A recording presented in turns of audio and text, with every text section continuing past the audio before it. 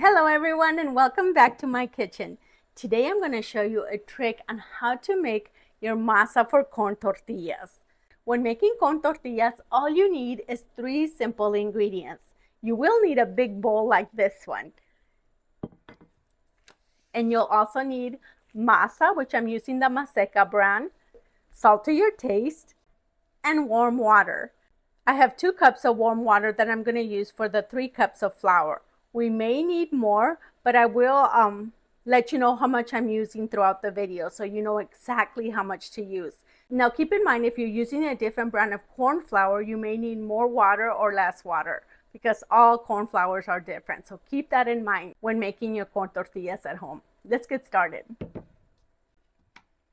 let me get a measuring cup because I want you to know exactly how much corn flour I'm going to be using. So I'm going to be exact and measure the corn flour. After opening it, I put it in an airtight container so it stays fresh. I'm going to use 3 cups of corn flour. 1 cup of corn flour, 2, and 3. Okay, so we have the masa in the bowl. I'm going to add the salt, which is about 1 teaspoon. Mezclamos la sal con la masa. Mix the salt with the corn flour. Ahora le vamos a echar el agua. Now we're going to add in the water. I have warm water. The water that you add should be a little bit warm, not too hot.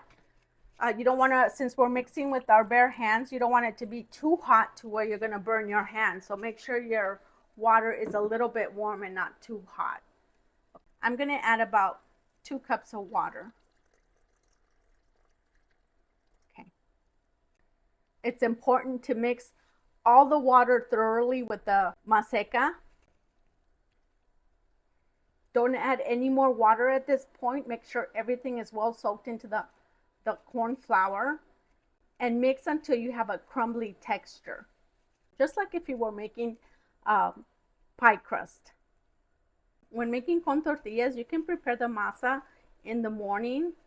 This way you have masa all day, so for each meal you can make fresh corn tortillas. I usually do that and refrigerate the masa and use it as I need it in the morning, in the evening, and I usually prepare a lot of masas.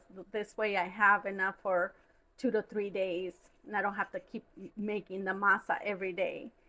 I store it in the refrigerator, but I cover it tightly. You can cover it in plastic wrap or in a sealed container. I usually use a bowl with the airtight lid, and that keeps it nice and fresh. Now, before using it, if it's too dry, you can add a little bit more water and just kind of mix it again so it's nice and hydrated. Same thing when you're making the tortillas. If it becomes too dry or if you see your tortillas are breaking, you can add more water to the masa and mix it again and see how nice and crumbly that looks. Now we're going to add more water.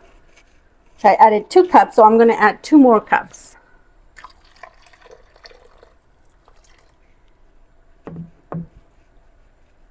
And we're going to mix again until it becomes a smooth ball of dough. So far we're at 4 cups of water. I'm really liking this bowl because there's a lot of room to maneuver the masa. When you're mixing the masa, take it into your hand and squeeze it because you can feel those little lumps of masa that are still not completely broken down, so you can feel them. Just keep mixing it like that and squeezing it. Okay, so the masa is ready. Now I'm going to show you. See how nice and soft that is? Literally take it into your hand and it doesn't stick to your hand. Now the real test is when you press down on it. Let's see, let's get it into a nice smooth ball and then press down. If it doesn't break around the edges, that means the masa is ready. Here is my tortilla press, which I have to say this tortilla press has a lot of history because I've owned it for, I don't know, 20-30 years. So I have a large Ziploc bag, and the freezer ones work better because they're a little bit thicker. So I'm going to measure it to fit my tortilla press cut around it, like probably about here, and then just cut all the way across. My comal is already preheating, so now let's prepare the tortilla. As you prepare the tortillas, you want to keep your masa covered with a clean kitchen towel or plastic wrap to keep it from drying up. Okay, so I'm going to shape it into a nice round. Just about that, about the size of a golf ball. Then we're going to place it right in the middle. We're going to cover it with the other half. Close it and press down on it. Beautiful, isn't it? And I just peel it off. Peel off the top. Flip it onto your hand. And remove the plastic. Now let's take it to the comal.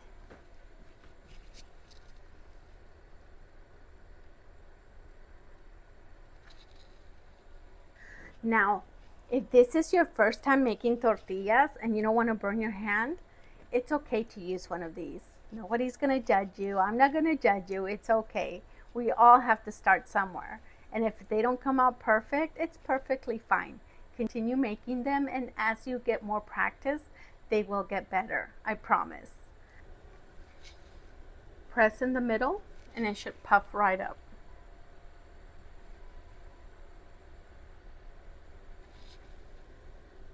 It puffs up every time you prepare the masa this way.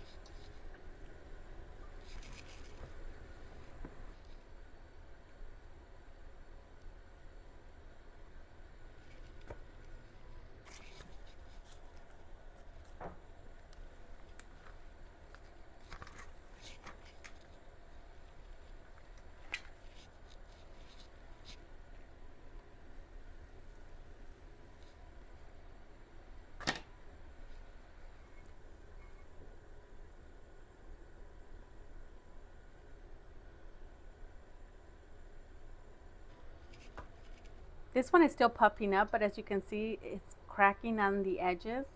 So at this point, you want to add a little bit of water to the masa and mix it a little bit more, and then continue to prepare the tortillas. And this is the part where my microphone went dead.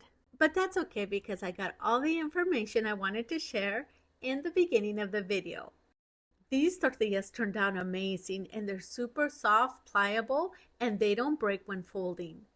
Now let's do a taste test and try the tortillas with a piece of queso fresco and this spicy salsa roja. I can never resist a taco with salsa and queso.